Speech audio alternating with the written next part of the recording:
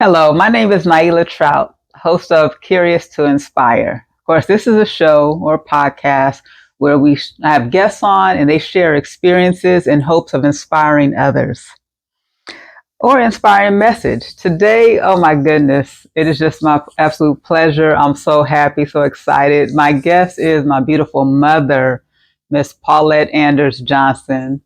Thank you, Mommy, for being here. Thank you for agreeing to do this episode, this podcast, and for sharing the experience. So thank you, Mommy. I'm glad to be here. Thank you.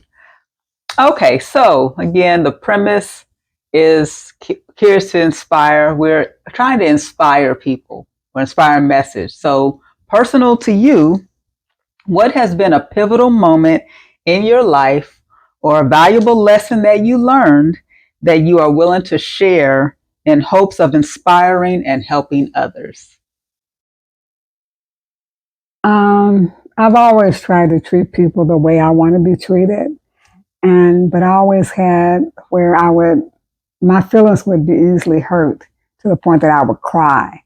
And I had to pray and teach myself to be strong and not let things bother me. Because like they say, people, they don't remember what you did, but they remember how you made them feel. Mm. So, I mean, that's really hurtful because I could think about it 5 years from now and then cry about something that happened then because I know I was hurt by it.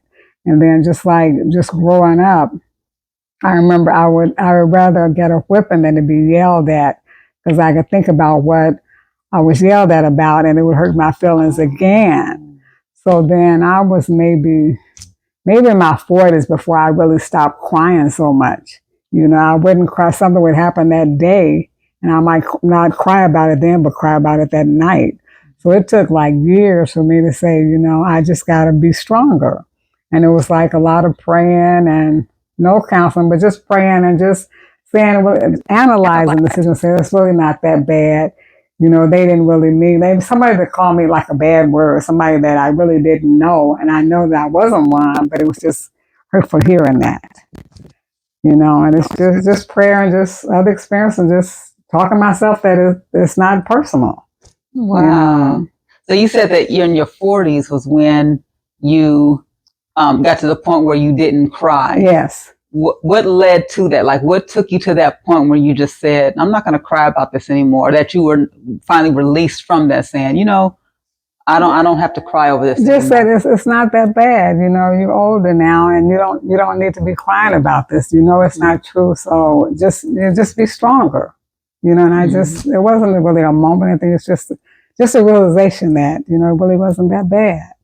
So like now I can hear things that I know they used to hurt me years ago. And it's like, oh, well, you know, that's on you, not on me.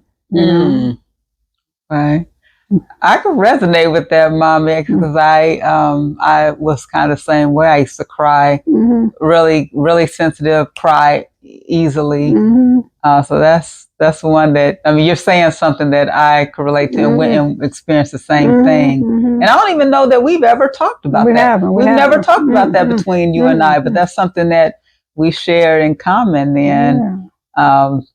Okay, so would you say if there's someone right now and so they come across this video and they're dealing with that right now, they find themselves, you know, easily, you know, not saying easily hurt. Our feelings are valid. So it's okay, you know, if you feel hurt, you feel hurt. No one's taking that away. But if they want to be like how you said, they don't want to cry over it anymore. And just analyze the whole situation, what the person said or what they did to make you feel the way you do, and just say that you're stronger than that. If there's something they said to call you a name or something, that's because they don't know any nice words. Because if they did, they would use them.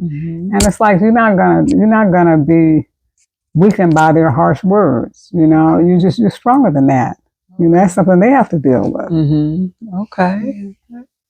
Okay, Mommy. So the final question I'm asking everybody who comes on here, the final question I ask everybody, what is your go-to form of self-care? What do you do for you for self-care?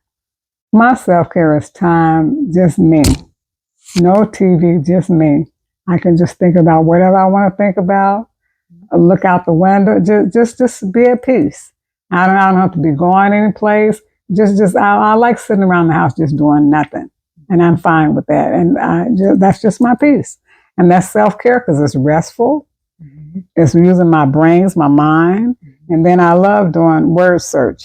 I mean, that's really invigorating to me to do. Okay. You know. Okay, thank you, Mommy, for sharing. Again, Mommy, thank you. It means a lot to me that you came on the show, willing to do this, be on camera. Yes. So thank you, Mommy, for that. I loved your answers. I felt like definitely something that people, because if I've been experienced it, you've experienced it, definitely others who have experienced that. And so I definitely feel that what you share definitely can inspire and help others. Okay. So thank you for sharing, Mommy. Thank you. Love you. I love you too, baby. Okay. So again, my name is Naila Trout. My guest today was my mother, Paulette Anders Johnson. And this has just been another episode of Curious to Inspire. So until the next episode, bye-bye. Bye.